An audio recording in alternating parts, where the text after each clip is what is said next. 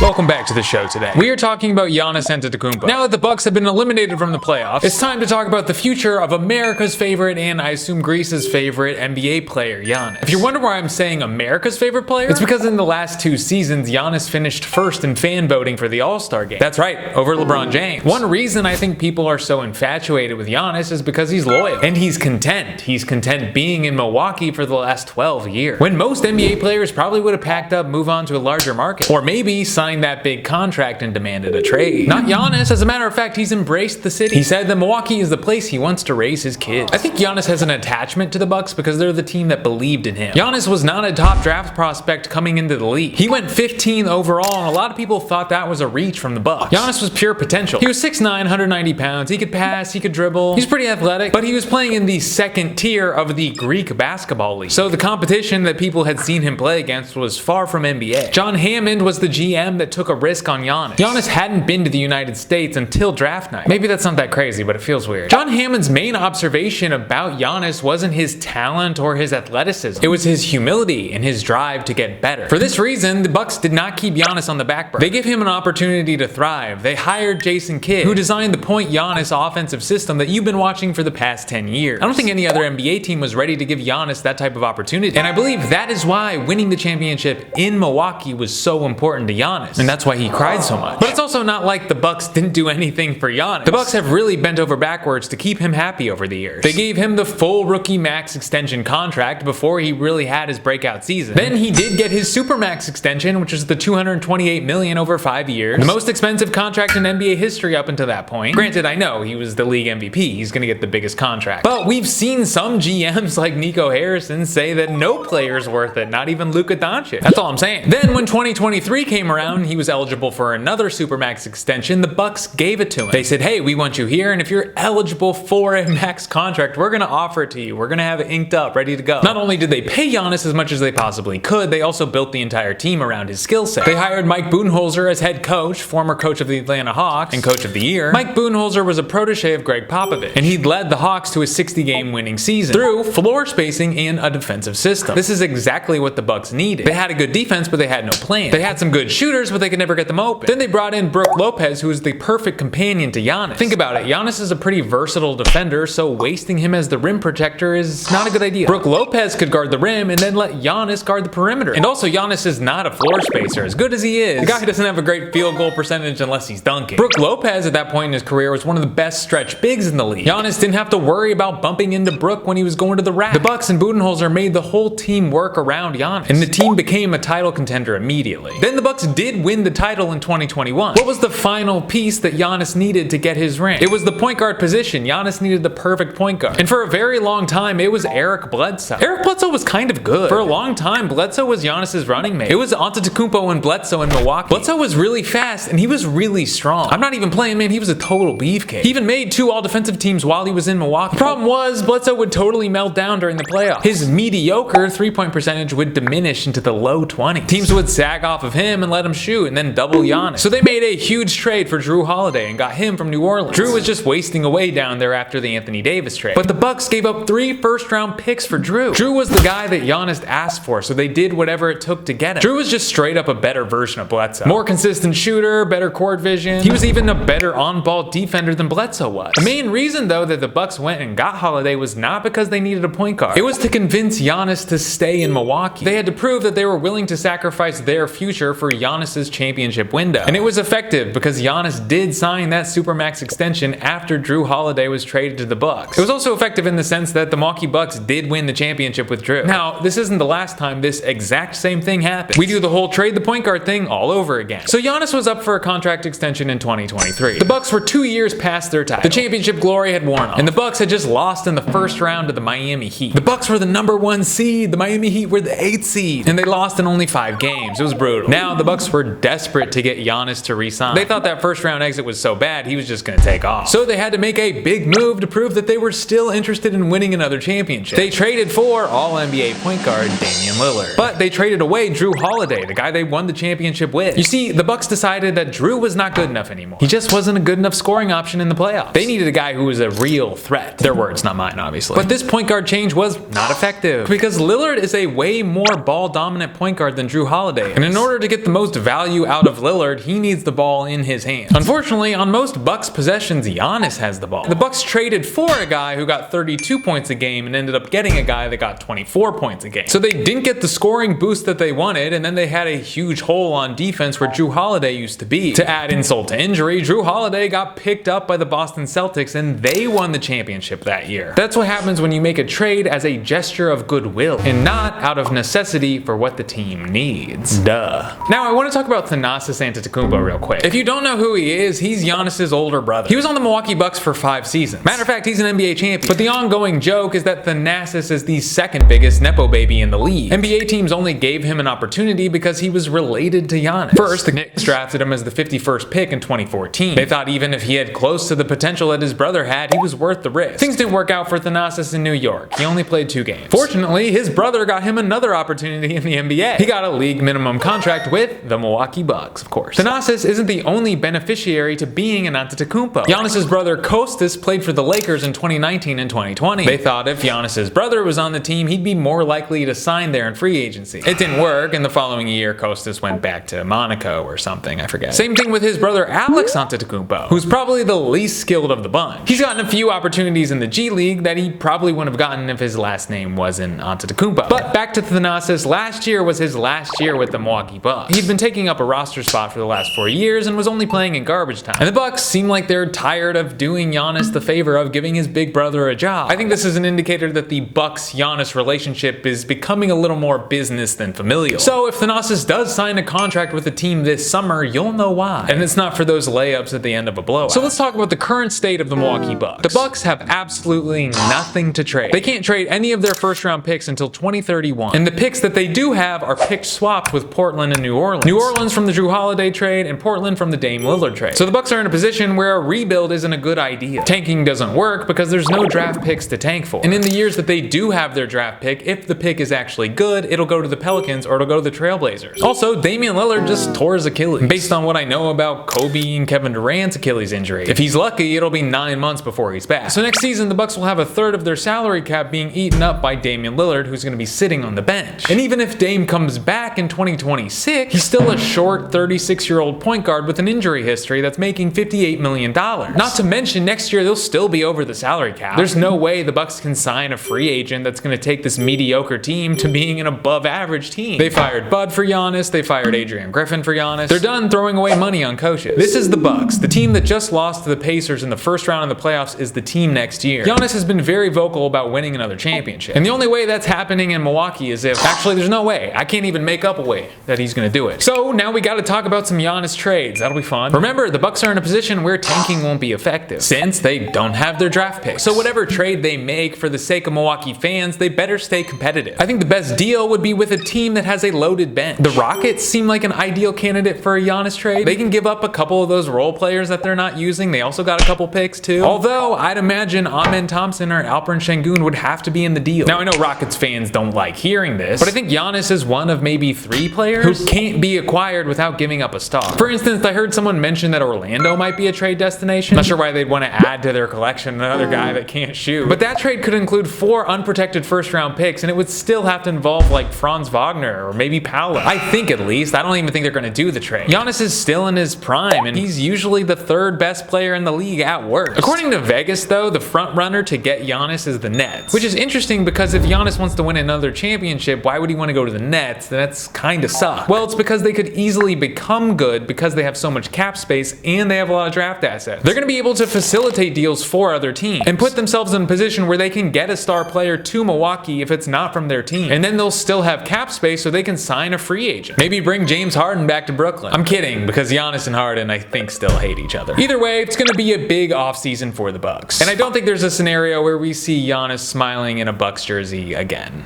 Sorry. Alright, I'm so glad the Pacers won tonight because I couldn't record this video until the Bucks had been eliminated. So thank God. Good for Tyrese Halliburton. Sorry for Gary Trent Jr. if you're watching that game. If you want to help the channel, just like the video. That's always what does it. Likes always help. Comments kind of help, but likes always help. Leave a comment. I'll reply. And then thank you everyone who's joining the Patreon. I think I'm going to do the thing where they scroll everything on the Patreon, all the Patreon people. It's $2 if you want to join a month. Be good on a weekly podcast. I have to sell the crap out of the podcast. I have to. That's how it is. Be good to your mom, so eat a corn dog.